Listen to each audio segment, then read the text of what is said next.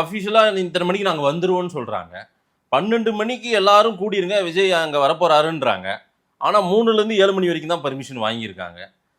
3 மணிக்கு மேலே தான் நீங்கள் அப்போ கூட்டத்தையே கூட்டணும். அல்லது 3 மணிக்கு வரேன்னு சொன்னால் அவன் 2 மணிக்கு வந்து சேர போகிறான். வராதவன் பாதி பேர் வராமல் கூட விட்டுருவான். கரெக்டா? நீங்கள் 12 மணிக்கு ஆள் அப்போ சேர்த்து வச்சுருக்கீங்க, அதுக்கு பிளான் பண்ணுறீங்க. கரெக்டா?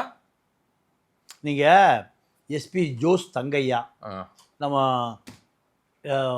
உளவு பிரிவு ஏடிஜிபி டேவிட்சன் ஆசீர்வாதத்தினுடைய உறவினர், அவரை காப்பாற்றுவார்.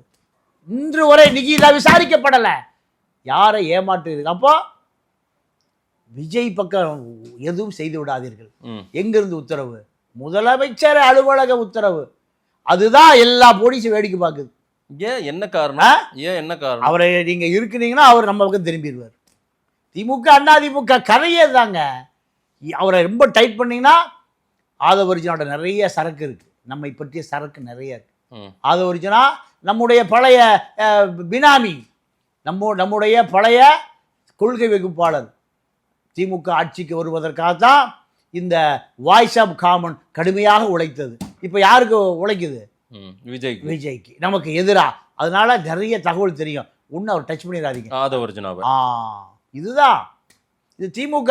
அதாவது திமுக ஆட்சி நீங்கள் கொடநாட்டில் டிரான்ஸ்ஃபார்மர் வெடிச்சிருச்சு. எது? இந்த 2 திராவிட இயக்கங்கள் ஏன் அழிக்கப்பட வேண்டும் என்பதற்கான காரணத்தை சொல்கிறேன். அழிஞ்சு போகணுங்கிற மக்கள் அவ்வளோ பேர் ஏன் விஜய் பின்னாடி வர்றான்?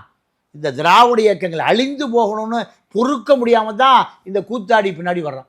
ஏன் கூத்தாடின்ற வார்த்தை? இல்லை, கூத்தாடி இல்லை, அப்புறம் என்ன சொல்லலாம்? சொல்லுங்கள், கூத்தாடி தானே அவரு.